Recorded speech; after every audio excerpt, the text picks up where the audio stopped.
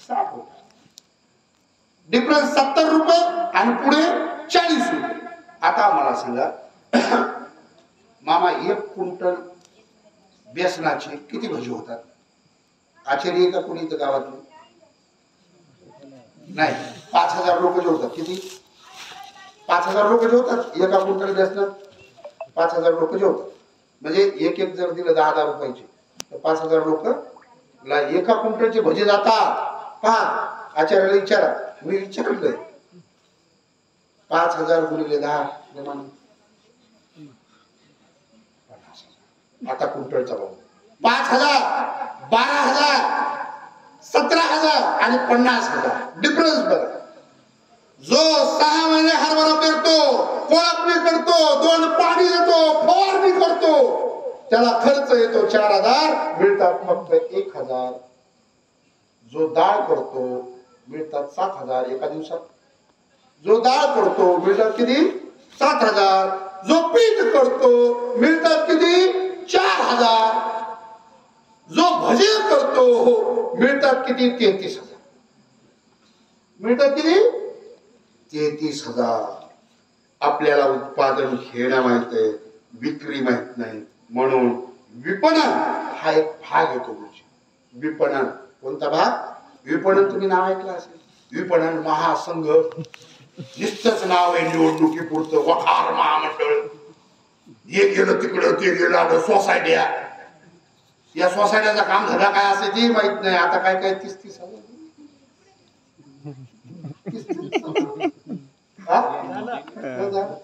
एवढ्या पुरतच काम.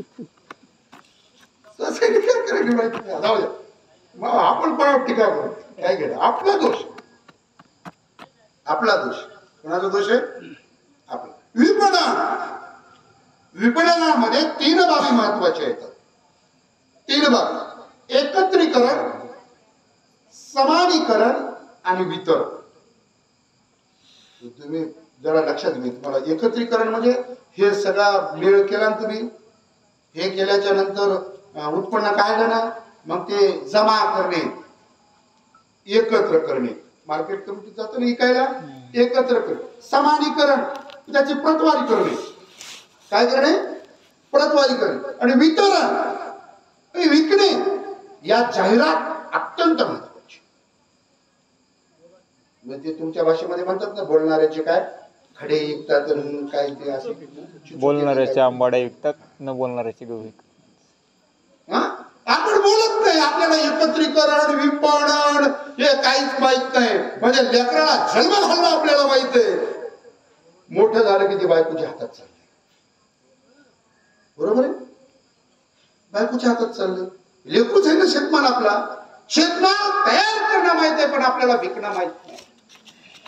मग गंगाधरराव आपण शिकलेली पोरं, शेतकऱ्याच्या शिकलेल्या नोकरदार, व्यापारी, उद्योगपती, राजकारणी, समाजकारणी लोकांना आम्ही त्यावेळेस आव्हान केलं की आपल्या सगळ्या शेतकऱ्याच्या पोरांना माहित आहे की सोयाबीनला खर्च किती येतो, झेंडूच्या फुलाला खर्च किती येतो, मेथीला खर्च किती येतो, टमाट्याला खर्च किती येतो.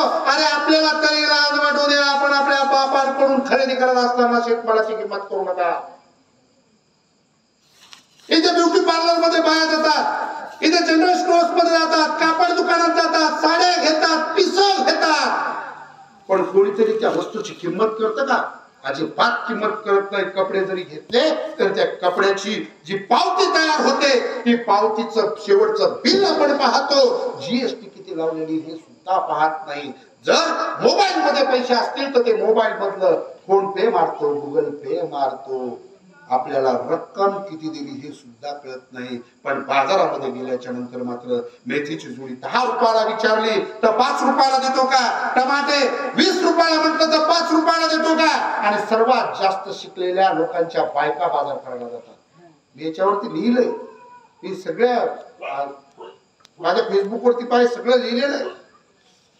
सगळ्या पोरीला सांगितलंय शहरातल्या, लाज वाटू द्या.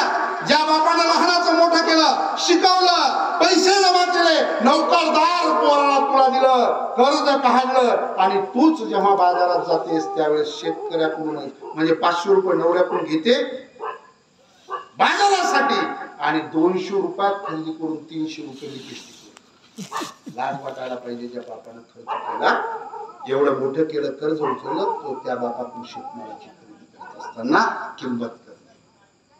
म्हणून शहरातल्या पोरांना आव्हान केलं की तुमचा जो पैसा आहे जसा तुम्ही इतर वस्तू खरेदी करता ना तशी शेतमालाची खरेदी करायची. शेतमाल शेतकऱ्याकडूनच घ्यायचा, योग्य किमतीला घ्यायचा. पडला असेल तर आपल्याला त्याचा उत्पादन खर्च माहिती आहे. एखाद्याकडे जायचं, झेंडूची फुले अभियानाच्या वेळेस अनेक लोक गेले, म्हणले 20 रुपये नाही 50 रुपये. मग हसला नाही काही काय, आम्ही 20 रुपयाला म्हणालो 50 रुपये नाही, जाऊ द्या ना पैसे तिकडे थोडेसे, फटाके वाजू नका ना. फटाके वाजल्यानं काय होतंय ते वाजू नका, पैसे इकडे खर्च करा. 100 रुपये वाचून सुरत को लुटणे का सातारे को बांटणे का. आपण साताऱ्याला लुटायलो सुरतलाच द्यालो देऊन. सगळंच द्यालो हल्ली. साताऱ्याचं सुरतला चाललं. शिवाजी महाराजांना सुरत लुटलं होतं आणि साताऱ्याला वाटलं होतं. बुर्हाणपुरा लुटलं होतं. नेत्याला कळालं बुर्हाणपुरा लुटलं होतं आणि कोल्हापूर साताऱ्याला वाटलं होतं. म्हणजे आपल्या महाराष्ट्राला स्वराज्याला वाटलं होतं. औरंगाबाद लुटलं होतं संभाजी महाराजांनी स्वराज्य. आम्ही आमची मुंबई सुद्धा तुटण्याच्या मार्गावर. काल परवा तर ती कचोरी हे जे नाव ठेवले आमच्या ग्रामीण आमच्या भागामध्ये नावच ठेवलं कचोरी. राज्यपाल कचोरी किती घाण वाटते की मुंबईने महाराष्ट्र कोणाच्या जीवावर आहे. असो विषय जाऊ, आपल्याला लाज. अरे दूध आमचं, दही आमचं आणि तूप तुम्ही खाताय. शेळ्या मेंढ्या पाळायला आलेले स्वीट मार्ट वाले 4 मजली इमारती बांधतायत आणि आज आमची झोपडी आहे तिच्यावर साधं छप्पर पडत नाही, ती आम्हाला साकारता येत नाही. रडू नको तू, पडू नको रे, आत्महत्या तू करू नको रे, अंबरवाला गाईच्या आयुष्याला वेरू नको. वाईट गोष्टी विचार करा. म्हणजे गाय आपली आहे, दूध आपलं आहे, बरोबर आहे रमेशराव. पण पेढा स्वीट मार्कचा साखर आपलीच आहे, जागा आपलीच आहे. पण पेढा कुठे लागतो स्वीट मार्कचा. घरी करता येत नाही, घरी करता येत नाही खायला. आपल्या या लक्ष्मीच्या हातात गुणधर्म नाही, ते आपण करत नाही. आज गरज कशाची.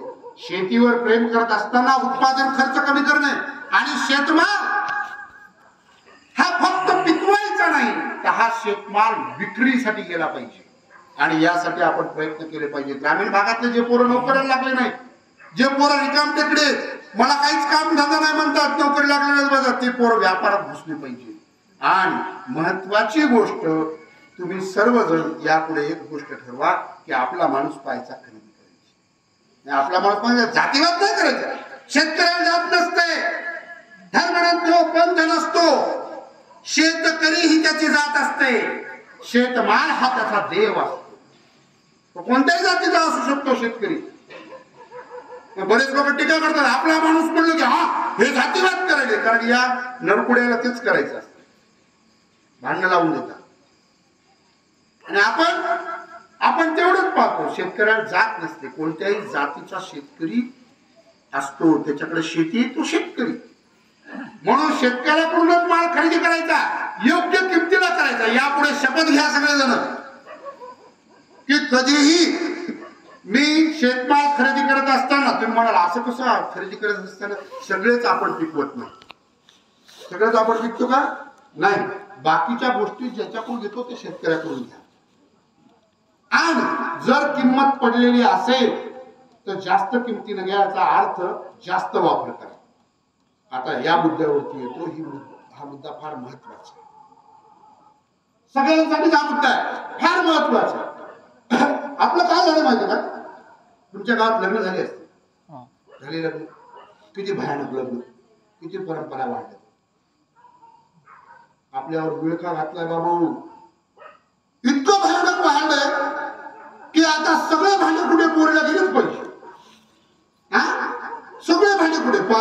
असते, मायबापानं तर घेतलेलेच असतात, पुन्हा मरणाची मुळं ती बी घेऊन येतात.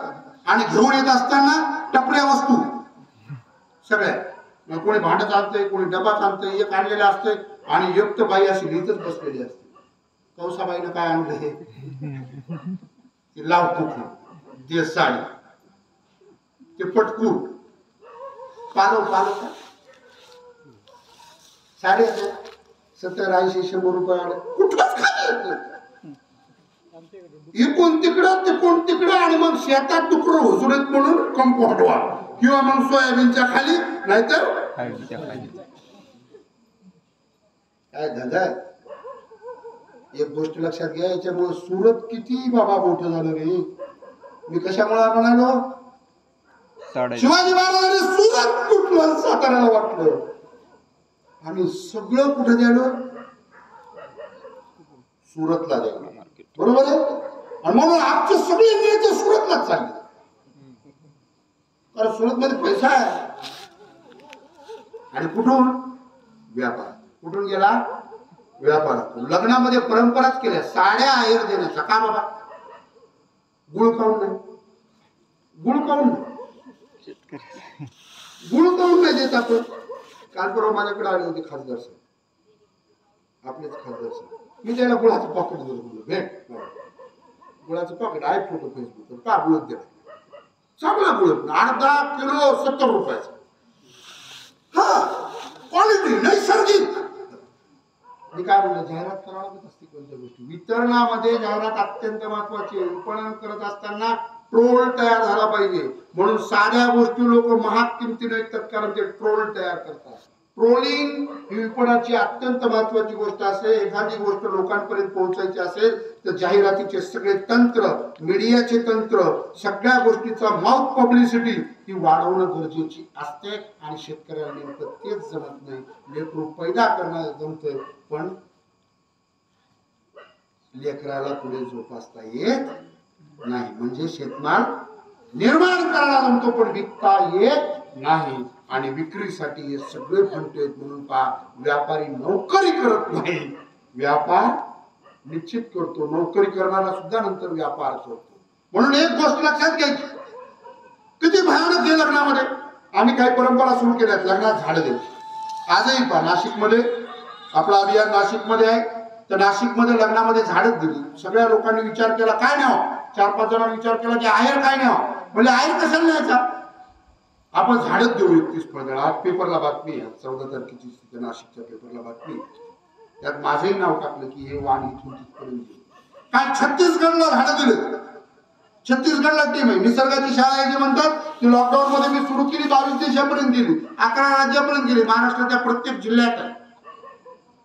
पण हे सगळं करण्यासाठी आम्ही पेरतोय त्या संकल्पना की आपण शेतकरी माणसं लग्नामध्ये आपण शेतमालाचा वापर कमी केला हवा.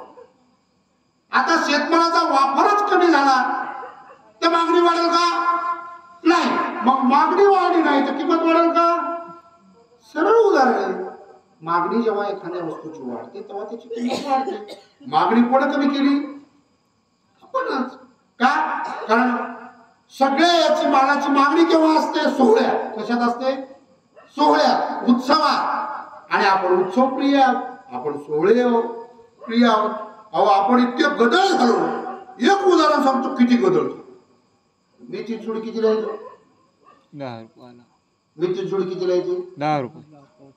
आता तुमच्याकडे प्रोग्राम झाला असेल, आज काल परवा एखादा प्रोग्राम झाला का लग्न, कोणाच्या घरी झालं का, झालं कोणाच्या घरी लग्न झाला, त्याच्यामध्ये तुम्हाला आचार्यानं लिस्ट दिली असेल, किराणाची दिली असेल.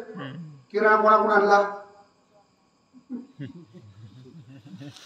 70% शेतात तयार होणारा किराणा कच्चा माल म्हणून लोक कमी किमतीत मुद्दाम होऊन खरेदी करतात, त्याला पक्का करतात आणि तोच पक्का माल पुन्हा आपल्याला विकतात.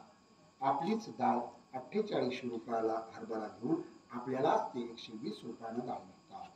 राणी बेसन 170 रुपयाला विकतात आणि आपणच आपल्या बायकोच्या हातचे भजे न खाता मसमतला जाऊन भजे खातो. काहून कामाक्षी वाढणार,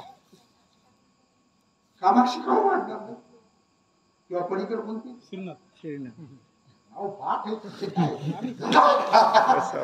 नाव काढ. बासुंदी खतरनाक भेटते तिथं.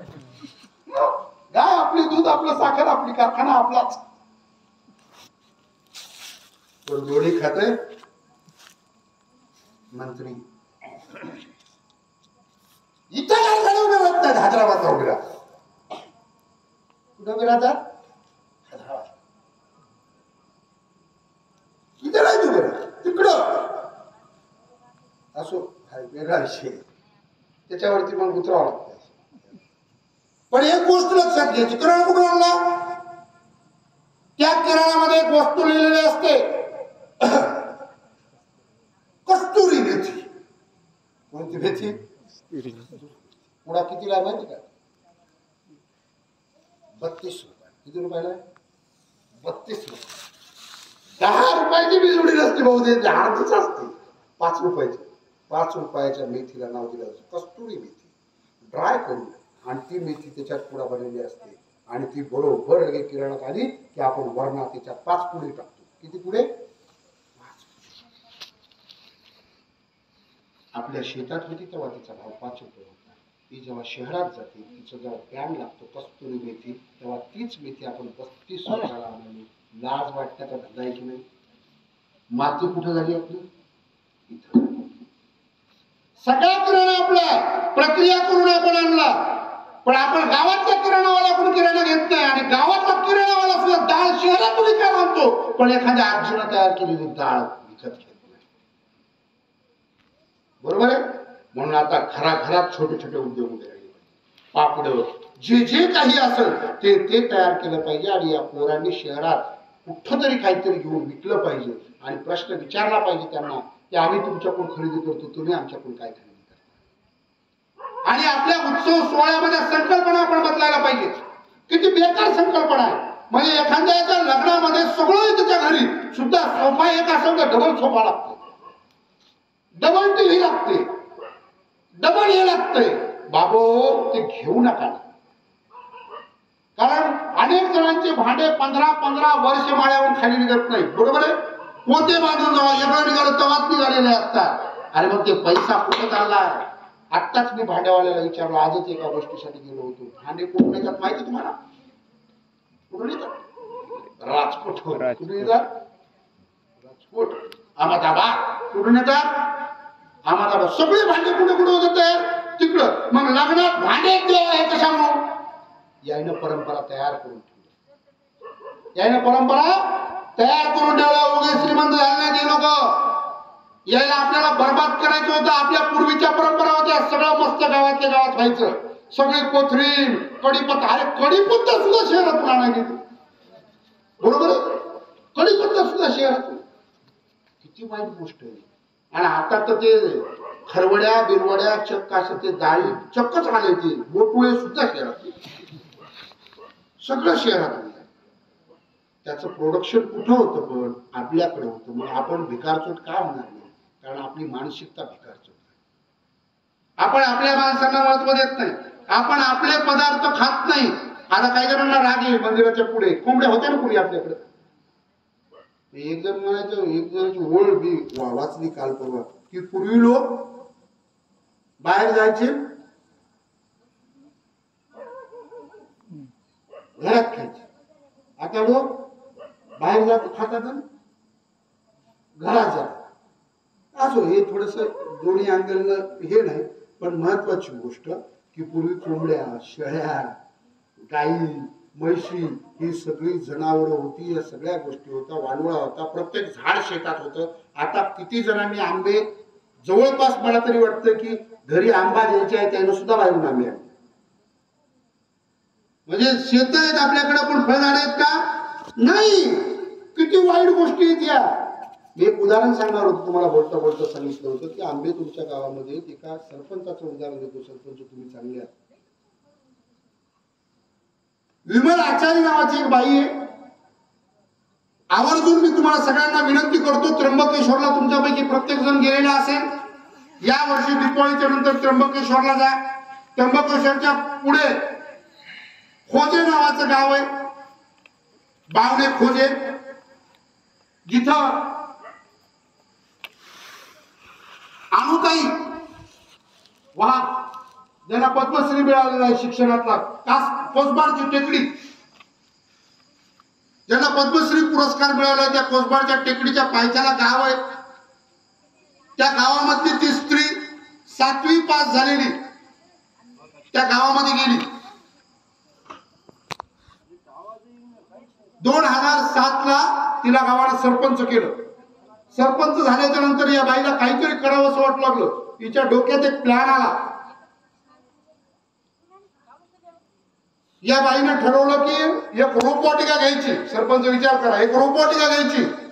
आणि तिने शासनाकडून एक रोपवाटिका घेतली आणि त्या रोपवाटिकेमध्ये आंब्याची झाडं, चिंचची झाडं लावली, बिया लावल्या. ती रोपवाटिका बेस्ट तयार केली. 25-30 हजार रोपं तयार केली. आणि 2007 ला विमलताईनं ही रोपं सगळ्या गावातल्या शेतकऱ्यांना देऊन टाकली. बाधावरती झाडं उभी राहिली. 2013-14 ला आंब्याला आंबे यायला लागले, चिंचला चिंचा यायला लागल्या. हळूहळू लोकांची मानसिकता बदलायला लागली. पूर्वी या गावामध्ये 70% इंद्रायणी तांदूळ पिकायचा. आता त्या गावामध्ये झाडं 70% झाली आणि 30%च भाजीपाला राहायला लागला. यशवंतराव चव्हाण मुक्त विद्यापीठाच्या लक्षात आलं की एक महिलांचा बचत गट विमलताईने तयार केला आणि तो वेगळ्या पद्धतीने प्रोग्रेस करतो आहे. त्या महिलांकडे यशवंतराव चव्हाण मुक्त विद्यापीठ गेलं, त्यांचा आंबा बघितला आणि आंबा बघितल्याच्या नंतर आपण यांना काय मदत करावी म्हणून ड्राय मशीन्स त्यांना दिल्या. सौर ऊर्जेवरती ड्राय होणारे म्हणजे वाळणारे, ड्राय होणे म्हणजे वाळणे, एखादी फळ वाळणे, ड्राय मशीन दिल्या. ड्राय मशीन दिल्या. या महिलांनी काय केलं म्हणजे मी विमलताईला खूप चांगल्या पद्धतीने ओळखतो. विमलताईची मी मुलाखत घेतली. मी परभणीला कलेक्टर साहेबांना विमलताईला बोलवलं. विमलताई हो म्हणल्या, कार्यक्रम ठरला आणि झाला असं की विमलताईला बोलताच येत नाही. आता करावं काय? मग मला साहेबांचा फोन आला की अण्णा तुम्ही त्याची मुलाखत घ्या. गेल्या वर्षी मी त्यांची परभणी जिल्ह्यामध्ये शिवाजी कॉलेजला मुलाखत घेतली. मुलाखतीमध्ये त्यांना बोलता येत नव्हतं कारण त्या 7वी पास आहे, ते घाबरतात बोलत असतात, म्हणजे काय बोलावं हे कळत नाही. विमलताईनं ते काम सुरू केलं. हळूहळू आंब्यालाच ड्राय करायचं विमलताईने ठरवलं आणि प्रेमानं त्या गावामध्ये सगळा आंबा ड्राय होतो आणि अमेरिकेत त्याची पावडर जाते. कुठे जाते? अमेरिकेत. बाया शिकलेल्या नाहीत, विमलताई 7वी शिकलेली आहे. भाजीपाला नेण्यासाठी वाशीवरून दररोज संध्याकाळी ट्रक येतो. नॅचरल पद्धतीने भाजीपाला पिकवला जातो आणि सगळा भाजीपाला तिथंच व्यापारी खरेदी करतात आणि वाशीला नेतात. विमलताईला महाराष्ट्र भूषण पुरस्कार आहे, दिल्लीचा एक पुरस्कार आहे, सर्वात मोठा शेतकऱ्याचा स्वामीनाथन पुरस्कार मद्रासचा आहे. विमलताई फक्त आणि फक्त 7वी शिकलेल्या आहेत, सरपंच राहिल्या. लोक इतके खतरनाक पुरुष 10 वर्षाच्या नंतर त्याला पाळलं म्हणजे उभंच राहू दिलं नाही. पण पुन्हा नंतर सगळ्यांनी एक निर्णय घेतला की पुन्हा तिलाच आणू. पण त्यांनी आता ठरवलं की शेतकऱ्यासाठी हे करायचं. ज्या गावात पाणी नव्हतं व्यवस्थित त्या गावात 70% झाडं झाली. आणि आवर्जून सांगतो तुम्हाला, एकदा त्या गावाला भेट द्या की झाडं सगळीकडे झाडच झाड आहे. कोसबारची टेकडी त्र्यंबकेश्वर पासून फक्त 21 किलोमीटर गाव डोंगराच्या पायथ्याला ते आहे. म्हणून मंडळी एक गोष्ट लक्षात घ्या, आपल्याला जर पुढे जायचं असेल तर शेतीला महत्व द्यावं लागेल, शेतकऱ्याला महत्व द्यावं लागेल, शेतमालाला महत्व द्यावं लागेल. आणि महत्वाची गोष्ट, आपण जे सोहळे करतो त्या सोहळ्यामध्ये आपल्याच मालाचं प्रदर्शन करायचं आणि काही खर्च कमी करायचे. आता जसे झाडं भेट दिले, आता इथे शाल आणली असते, शालाचे पैसे कुठे चालले? तर सुरतला. आंब्याचे इथंच पुढे घेतले असते. बरं, सगळ्यात मोठी गोष्ट आपली पुन्हा कुचळ कारभार आहे. इतका बेकार कारभार आहे. सगळ्यांना वाटते कापसाला भाव भेटा, बरोबर आहे. किती जण खादी ग्राम उद्योग मध्ये जाऊन खादीचे कपडे घेतात. याचं उदाहरण द्यायला मिळतं ना, मी दरवर्षी 5-7 हजाराचे कपडे घेतो सगळ्या कुटुंबात. महत्वाची गोष्ट मध, अगरबत्त्या, बऱ्याच गोष्टी. माझी दरवर्षी 20 हजाराची खरेदी किराणा दुकानापेक्षा खादी ग्राम उद्योग मध्ये असते. कारण 2 कोटी गोर गरीब शेतकरी त्याच्यावरती जगतात. आणि तिथं सगळा हात मागायचा तयार झाला. किती जण घेतात खादी ग्राम उद्योग मधलं? मग आपल्याला अधिकार आहे का कापसाला भाव मिळावा म्हणून म्हणण्याचा? अधिकार आहे का? नाही. एक उदाहरण द्या की शेतमालाला भाव मिळावा हे म्हणण्याचा आपल्याला अधिकार आहे का? नाही. का नाही? कारण आपणच शेतकऱ्याकडून खरेदी करत नाही, आपण आपल्या शेतमालाचा उपभोग घेत नाही. लग्नामध्ये, सोहळ्यामध्ये आता तर झेंडूच्या फुलाच्या ऐवजी ते प्लास्टिकचे फुलं आले, तुमच्या गावातही आणले असतील मरणाची, बरोबर आहे? मग आमच्या झेंडूच्या फुलांना किंवा आमच्या अस्तूरच्या फुलांना किंवा आमच्या शेवंतीला कोण भाव देणार आहे? आपण जर प्लास्टिक वापरायला लागलो तर आपल्याला चायनीज आवडायला, गुपचूप आवडायला, इडली सांबार आवडायला. पण आपण आपल्या भागात जे पदार्थ होतात ते आपल्याला आवडलं, म्हणजे आपल्याला आपल्या घरातला लोकमत पेपर आवडलं, त्याची पुरवणी आवडली, म्हणजे आपल्याला दुसऱ्याच आवडायला. म्हणजे आपण आपल्या जेवणात बदल केला, आपल्या आवडनिवडी बदलल्या, आपल्या शेतीतलं आपल्याला काहीच नको वाटायले. आणि पुन्हा काय म्हणालो आपण? आपल्या शेतमालाला भाव नाही. कोण देईन? आपणच देईन. त्याचं कारण आहे, प्रेमानंद मी सतत म्हणत असतो की आपली संख्या किती आहे रमेशराव? भारताची लोकसंख्या किती? 140. किती आहे? याच्यापैकी 80 ते 90 कोटी हे शेतकरी आणि शेतकऱ्यावर आधारभूत लोक आहेत. सूत्र लक्षात घ्या. हे दोनच सूत्र सांगतो आणि थांबतो. हे दोन सूत्र महत्वाचे आहेत. म्हणून आजपासून निर्णय करा, आपल्या नातवांना, आपल्याला आपल्या लेकरांना जर वाचवायचं असेल तर शेतकरी वाट निर्माण होणं गरजेचं आहे. महत्वाची गोष्ट, शेतीला महत्व द्यायचं, उत्पादन खर्च कमी करायचा, शेतमालाला महत्व द्यायचं, म्हणजे स्वतः विकण्याचा प्रयत्न करायचा. नसेल तर मग एखादा दुसरा धंदा टाकून बसायचा, इकडे शेतात एकदा पेरून टाकायचं. व्यापाराशिवाय पर्याय नाही. व्यापारच करणं भाग आहे, उद्योग धंदेच करणं भाग आहे, तरच शेती सुधारेल, अन्यथा सुधारणार नाही. आणि शेतकऱ्यावर प्रेम करायचं म्हणजे आपल्या माणसाकडून आपण खरेदी करायची. लग्न उत्सवामध्ये हे सगळे झाले, अनेक सोहळ्यांमध्ये हे सगळे झाले. म्हणून आपल्याला एक गोष्ट करायची आहे की लग्न सोहळे उत्सवामध्ये आपण आपल्याच वस्तूंना मान पाडायचं.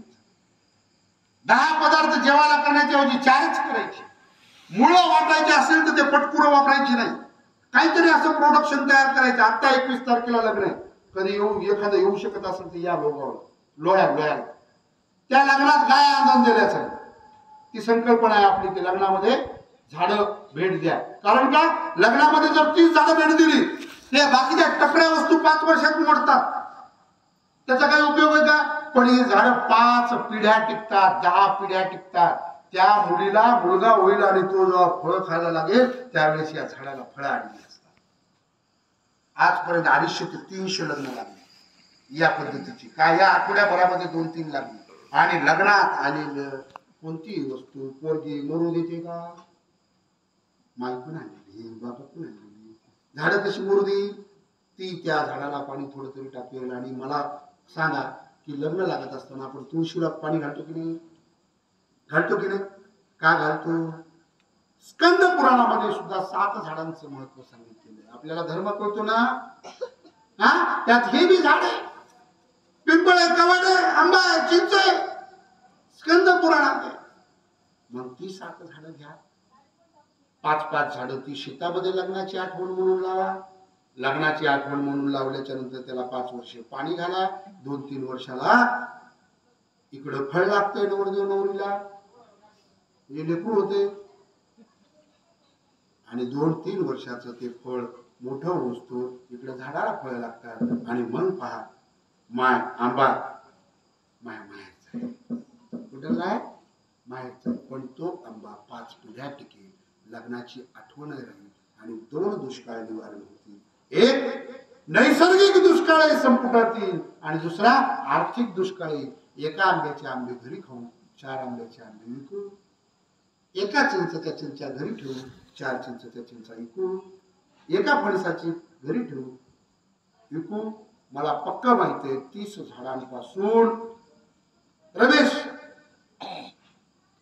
पवार नावाचा मित्र आहे आकाशवाणीवर, त्याच्या घरी 25 चिंचची झाड आहेत. माझ्या युट्यूब चॅनलवरती त्याची मुलाखत आहे. 25 चिंचच्या झाडाला दिला दरवर्षी तो 7-8-9 लाख रुपये कमवतो. काहीच टाकत नाही. वजूर नावाचं गाव आहे गोदावरीच्या काठावर, त्या गावचा आहे रमेश. आकाशवाणीवर नोकरीला आहे. दरवर्षी जातो. त्याच्या भावानं ती झाडं लावलेली आहेत. 25 पैकी 17, 18, 20 झाडं लावलेली असतात. ती हुलवतो, झाडतो. काठीने झाडावं लागते चिंच. झाडतो आणि आणतो. त्याचा घर बाजूला काढतो, चिंचोकी बाजूला काढतो. चिंचोकी 1200 रुपयाने विकतो. घर 8,000, 9,000, 12,000 रुपयाने. कोणाकडे चिंचेचं झाड असेल घर बाजूला काढा, मार्केटमध्ये जा. मार्केटमध्ये आता सोलापूर इथलचा भाव विचारा. मार्केटमध्ये जाऊन घराचा भाव काय? 12,000 रुपये क्विंटल घराचा भाव आहे. चिंचला एका 5-5, 6-6, 7-7 क्विंटल चिंचा येतात. विचार करा, एक झाड 12 चोक 48, 50,000चं 4 क्विंटल. आणि 30 झाडं असतील तर तिनापाची 15 लाख. एवढे नको बाबा, 1.5 लाख मिळो. आज गड्याची किंमत किती? आज गड्याची किंमत किती? गड्याचं साल काय? 1 लाख. 1 लाखात त्याचं 4 माणसाचं कुटुंब भागतंय ना. मग आम्हाला आत्महत्या करण्याची गरज आहे का? नाही. ज्याच्या घरी 30 झाडं त्याला आत्महत्या करण्याची गरज नाही.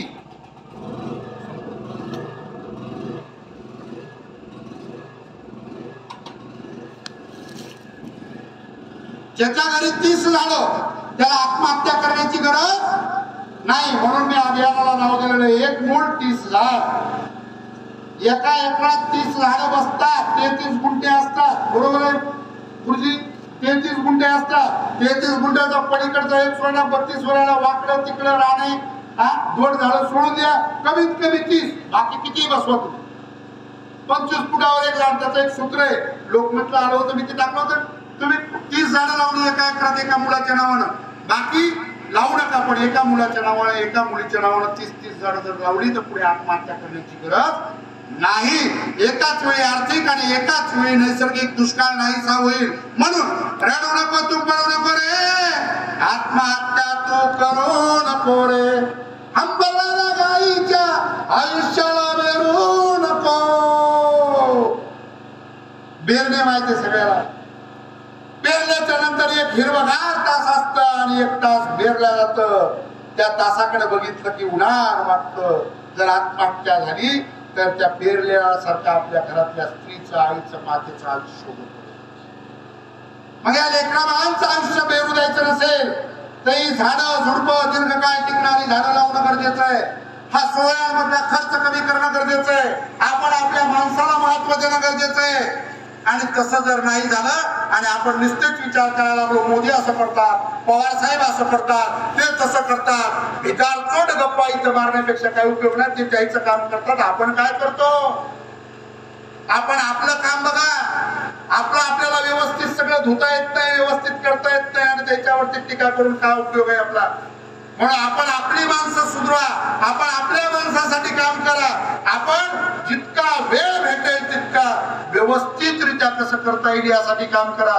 शेतमालाला किंमत द्या, नाहीतर काही खरं नाही. रडू नको तू, पडू नको रे. आत्महत्या तू करू नको रे. हंबरलेल्या गाईच्या आयुष्याला बेरू नको. खूप कष्टाने साकारलेला, खूप कष्टाने साकारला या कोपा. आमच्या पच्च्यानं कधी भाकर नसेल तर भाकर खाल्ली नाही पण शेती विकली नाही. आमच्या आज्यानं पंजानं विकली नाही म्हणून शेती विकली नाही. आमच्या बापानं माझ्या आज्याची, माझ्या बापाची म्हणून विकली नाही. म्हणून ती परंपरा आपल्याला जोपासायची. हा खोपा जो आमच्या आजा पंजाने विकला, हा निसर्गाचा खोपा, हा गावाचा खोपा, हा आम्हाला साकारायचा आहे. साकारायचा आहे म्हणजे कुणाला सगळ्यांना मिळून साकारायचा आहे. तर गावं शिल्लक राहतील. पूर्वी गावं शहर गावाकडे यायची, आज गाव शहराकडे गेलं म्हणून बरबाद झालं. आता शहरातली लोक गावात आली पाहिजे. यासाठी छोटे छोटे उद्योग गावात उभे राहिले पाहिजे आणि माणसांनी संघटित होऊन स्वतःचा माल स्वतः विकण्याचा प्रयत्न करणं गरजेचं आहे. त्यासाठी तुमचे गट तयार करणं गरजेचं आहे. 5-7 पोरं जर एका जागी आले, दर रविवारी कामाला लागले, दर रविवारी 2च घंटे या झाडाखाली बसले आणि काही झाडं झुडपं, काही चांगला विचार केला, काही वस्तू एकत्र केल्या, मुंबईला नेल्या, हिंगोलीला नेल्या, परभणीला नेल्या, तर वस्तूला किंमत चांगली मिळते. आपण आपल्या माणसांना मोठं करूया, तरच आपलं घर शाकाहारी खोपा जिवंत राहील. नाहीतर आपण मरणार आहोत. रडू नको तू, पडू नको रे, आत्महत्या तू करू नको रे, अंबरनाथ्या गाईच्या आयुष्याला बेरू नको, खूप कष्टाने साकारलेला मोडून जाईल तुझा खोपा.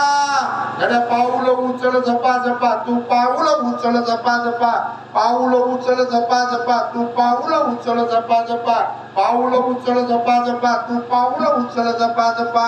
हे पाऊल उचलणं गरजेचं आहे. ज्या दिवशी तुम्ही पाऊल उचल त्या दिवशी तुमची नातवं, तुमची मुलं पाऊल उचलतील. अन्यथा वेळ निघून गेलेली असेल. तुम्ही जर पाऊल उचलली नाही तर तुमचे नातवं, तुमची मुलं पुढच्या काळात म्हणतील की तुम्ही चुकलात, तुम्हाला कळालं होतं तरी सुद्धा तुम्ही का सुधारला नाही, तुम्ही आम्हाला बर्बाद केलं. पुढच्या काळामध्ये पोरं पदावर जातील, श्रीमंत होतील, पैसा मिळेल, पण आरोग्य मिळणार नाही. पटा या कोरोनाच्या काळात जशी लोक मेली, पैसे फेकून देऊ लागली, तसं आरोग्य जर सुधारायचं असेल तर आपल्याला करणं गरजेचं आहे. नाही तर आपल्याला खायला लय लोक बसले. एका कवितेच्या तुकड्यामध्ये मी म्हटलंय की पुरतड नाही धनाची मुळं रानात घुसून हे उंदीर खूप झाले, ते उंदर सगळे हे आपले मुळं पुरतडायले, मुळं पुरतडायले. आपल्या तरुण पोराला राजकारणाच्या नादी लावायले. आपल्या तरुण पोरांनी आता व्यापाराच्या नादी लागलं पाहिजे. प्रत्येकाचा एक व्यापार असला पाहिजे. इथं मंदिरात तुम्ही सुद्धा गप्पा मारत बसण्यापेक्षा थोड्याफार वस्तू नेऊन शहरात विकल्या तरी काही हरकत नाही. पुरतडतायत धनाची मुळं रानात घुसून हे उंदीर खूप झाले आणि पिळ जागोजागी. अरे बोचडागत चिटकून बसले आळी पोटाला. हे बोचडे आपल्याला चिटकून बसले, बरोबर आपले शोषण करायले. बोचडागत चिटकून बसली आळी बोंडाला, बोंड फुटण्या अगोदरच कापसाच्या झाल्यात गाठी.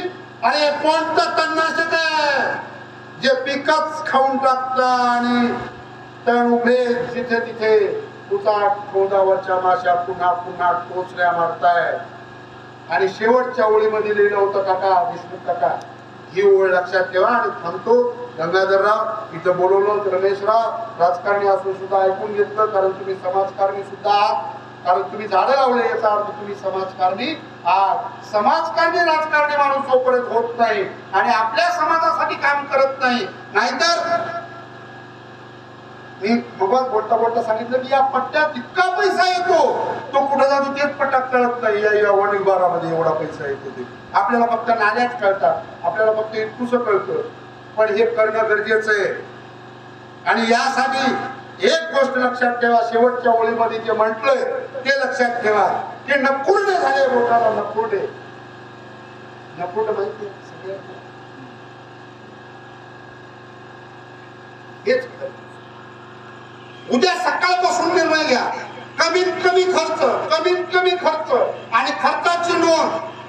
शेतीमध्ये कमीत कमी खर्च, जीवामृत करा, काही करा, शेतात जास्त वापरू नका. शेतमालावर प्रेम करा, म्हणजे प्रेम तुमचं पहिल्यांदाच आहे बाबू, पण स्वतः ऐका आणि शेतकऱ्यावर प्रेम करा. आपल्या माणसातून खरेदी करा. नकुर्डे झाले बोटाला, नकुर्डे अडकित्ता देता का अडकित्ता सरकार. सुपारी अजिबात खाणार नाही, अजिबात खाणार नाही. काय अडकित्ता सरकार. आमचंच बोट आहे, आम्हीच निवडून दिलेले असतात तर बहुमत दिलेलं असतं, बहुमत दिलेलं असतं. मग उद्या ते तिकडचे तिकडे जातात, तिकडचे इकडे जातात. हे याचा गट, त्याचा गट. आपल्याला कोणी विचारायला, आपल्याला फक्त 5 वर्षाला विचारतात. आणि ते बी काही लोकांना थोडेफार पिशे, नंतर आपल्याला कोणी विचारत नाही. नकुर्डे झाले मोठाला, नकुर्डे अडकित्ता देता का अडकित्ता सरकार. सुपारी अजिबात खाणार नाही. दातच राहिले नाही, आपले दातच राहिले नाही. आपणच तोडून दिले त्यांना, दातच राहिले नाही. हे बोटच कापावे म्हणतो 8 दिवशी ज्याने तुम्हाला मतदान केले. त्या बोटात दोष आहे. कशात दोष आहे? बोटात दोष आहे. योग्य वेळी योग्य ठिकाणी बटन दाबा, तरच आपलं काहीतरी खरं आहे. आणि महिला भगिनींनो विनंती आहे की जास्त आग्रह करू नका, नाहीतर तुम्हाला उपलब्ध करून देण्यासाठी, बाई तुम्हाला उपलब्ध करून देण्यासाठी नवरे हे ते सगळे बाप बरोबर करतात, म्हणून जास्त अपेक्षा बाळगू नका. हाच शेतकरीवाद आहे. हा जोपर्यंत जागा होत नाही तोपर्यंत आपलं काही खरं नाही. म्हणून शेतकरीवादी काळाची गरज आहे. आपण मला या ठिकाणी बोलवलं, या मंदिराच्या समोर मी बोलण्याची हिंमत केली. तुम्ही कमी जरी असलात तर घराघरातून मला पक्का माहित आहे की हे सगळे जिव्हाळ्याचे शब्द आहेत. तुम्ही घरी जाऊन विचारा, प्रत्येकानं हे शब्द ऐकलेले आहेत. फक्त आचरणात बदल करणे गरजेचं आहे. उद्यापासून कृती करा. तुमच्यापैकी एका जरी माणसानं कृती केली आणि यापुढे शेतकऱ्याकडून शेतमाल खरेदी केला, शेतीला सुधारण्यासाठी प्रयत्न केला आणि शेतमाल योग्य किमतीला विकण्याचा प्रयत्न केला तरी आजच्या भाषणाचं सार्थक झालं असं मी समजतो. इतका वेळ तुम्हाला ताप दिला त्याबद्दल क्षमा मागतो. आणि हे पहा, माझ्या खिशात बिया असतात. या हादग्याच्या बिया मी तुम्हाला सगळ्यांना देऊन टाकतो. या हादग्याच्या बिया लावा. याला फुलं येतात, त्या फुलाची भाजी होते, हे माहित असेल. 4-5 वर्ष फुकट भाजी मिळते. म्हणजे वसमतून भाजी आणण्याची गरज आहे का? नाही. अशा 5 भाज्या जर एकत्र केल्या तर 365 दिवसापैकी माझ्या घरी 180 दिवस भाज्या मी फक्त 35-50 मध्ये काढतो. या बिया घेऊन जा, याची झाडं लावा आणि नंतर आपण कधीतरी पुन्हा एकदा भेटूयात. मुलांनो, कामाला लागा. धन्यवाद.